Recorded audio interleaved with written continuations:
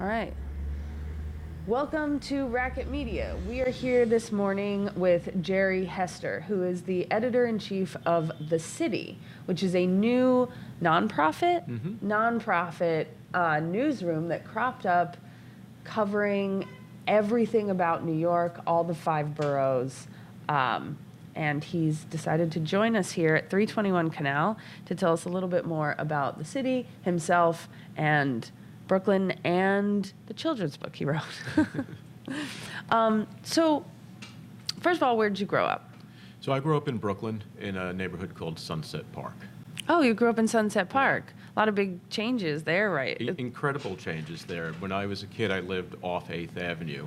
And when I was very little, they used to have the Norwegian Day Parade down that strip.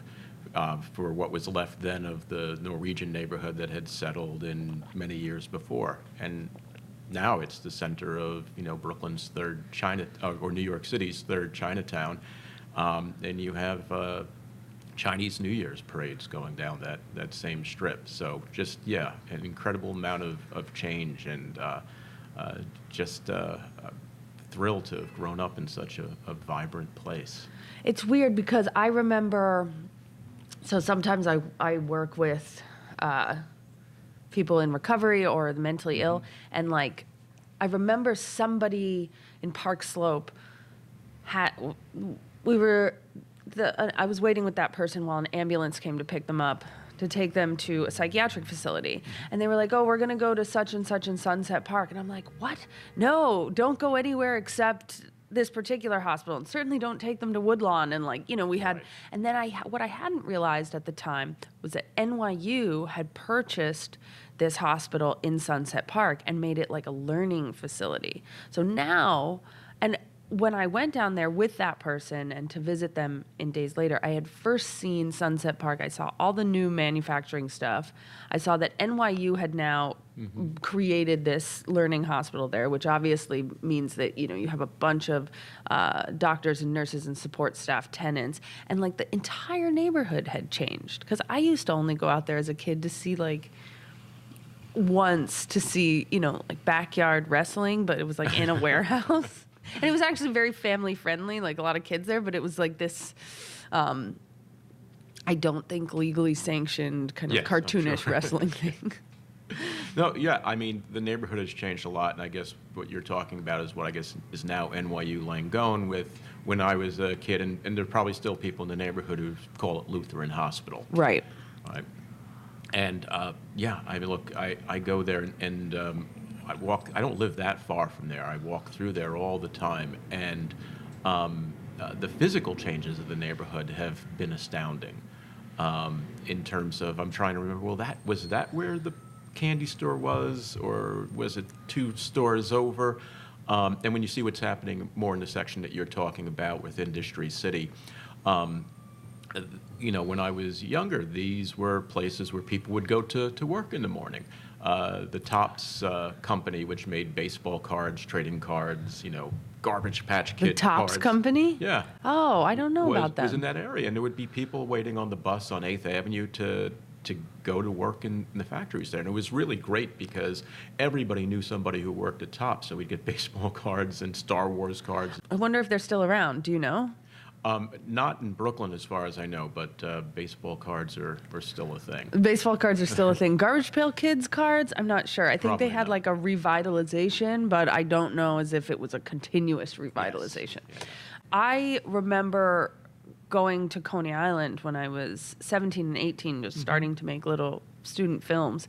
And now when I go back, I do that same thing.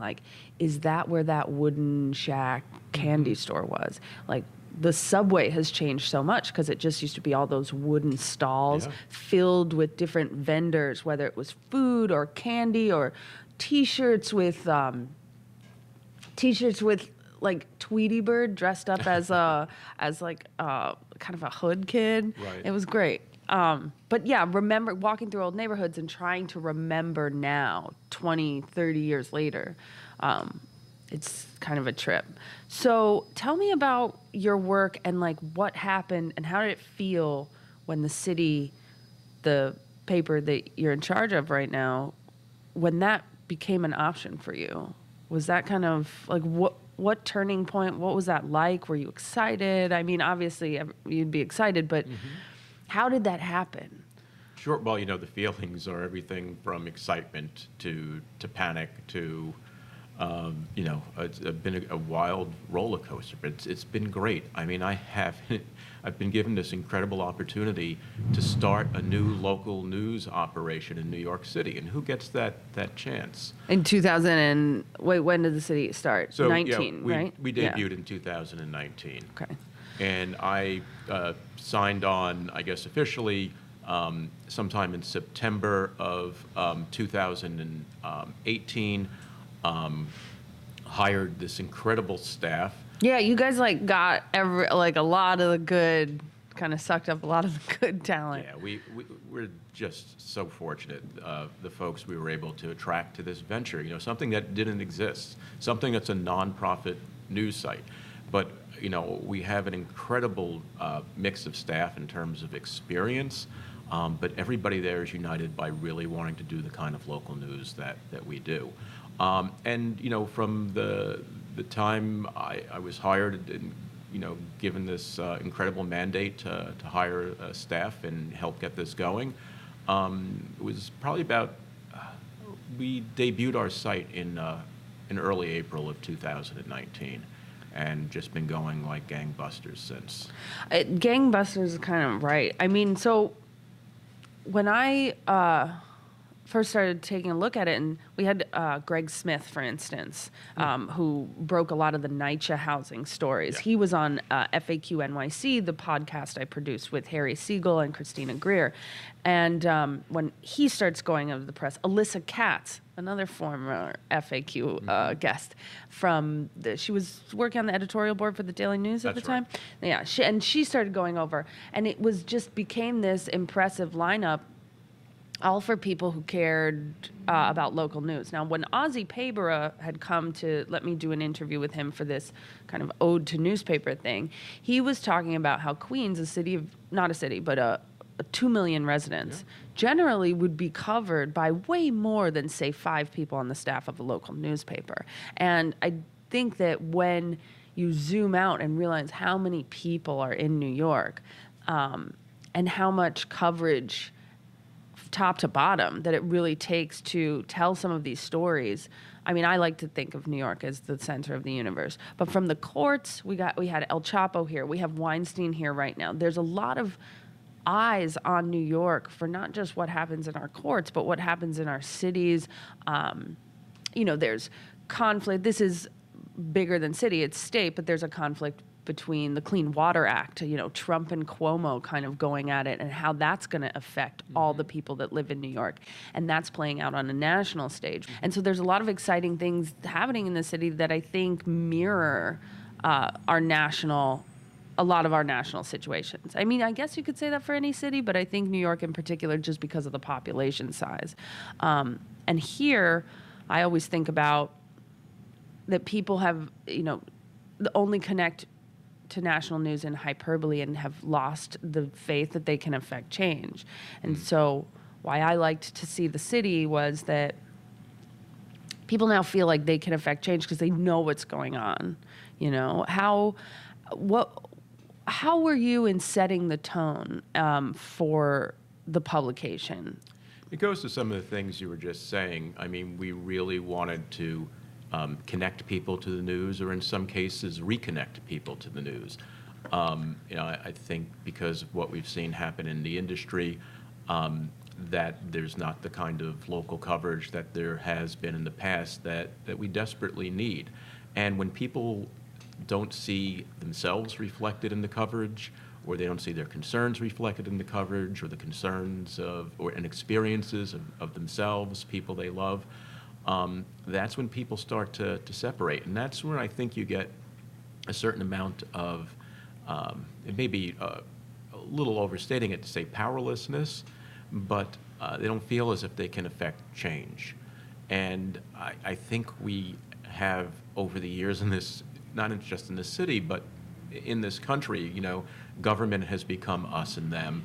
And I think we've reached a dangerous point in the last few years where even from above, it's lines are drawn quite clearly. With the press, it's us and them. A lot of that is, look, there were times when you would run into your local reporter at a community board meeting or whatever, and you may not always like the stories that he or she did, but that there was somebody in your community. And we've lost a lot of that. I think from what I've seen, a lot of, when you say journalist, when one says journalist, a lot of people think talking head on CNN, that person that makes me pissed off, or that person that I rally behind and go, yeah, he's right. They don't think anymore of, I've got like a little celebration of Jimmy Breslin around here, but they don't think Jimmy Breslin, they don't think Pete Hamill, they don't think just like your local guy having a cup of coffee, or gal, like having a cup of coffee or eating their eggs, and whether or not you like the story or not, that they're a part of their work. It's a working community. You've got the policeman, the fireman, the reporter, the cook at the diner, and that sort of sense in a lot of it is constantly lamented. And it's one of the reasons I built this place, so that people could, connect to tactile things. Let's see. Well, I think you hit on something there, right? Because what people's perception of news has become, in a lot of ways, are partisan national shouting fests on television. And, I think when you see your impression of journalists as are people who are talking about high-level things, seemingly high-level things on TV all the time, that a certain elitism will creep in, and people don't realize that 99.9% of us in this business are working all the time. It's not glamorous what we do. I think it's important what we do, but it's work. It's work in the same ways that for anybody who's a working person in this city or anywhere. Also, a lot of the digital media landscape relied really heavily on reporters not going to city council meetings, not standing outside the courthouse, not engaging, but finding other things online, sort of aggregate reporting, as I would call it, and that I think has sort of damaged a little bit of community relations, because it's not exactly glamorous to sit in a city council board meeting. It's kind of sleepy. What were some of the stories that just you were like, yeah, I'm on the right path? Like, what were some of your big wins, would you say, with the city? Sure. There was one story that I knew that I wanted to do even before I hired the first reporter. It was about a construction worker who was killed on a work site in Sunset Park in my home neighborhood, so I had a connection to it there. It's at a site that's kind of in between where I live now and where I grew up, and I'd walk by all the time. And this poor gentleman was killed while toiling during a terrible storm. He was basically buried alive. It was a big story for a day or two, and the press did a great job for that day or two. But one of the things that we've seen happen because of the loss of so many local journalists is we don't have the kind of follow-up that we had in the past. And I knew that I wanted to get somebody to go in and find Mr. Almonte's story, to find out what had happened in terms of any kind of oversight or repercussions. And it was one of the stories that we came out with day one. Our reporter, Claudia Irizante Aponte, not only found family members and talked to them, but also found that OSHA had gone and investigated and had fined various people involved in it. And, the story could have ended there.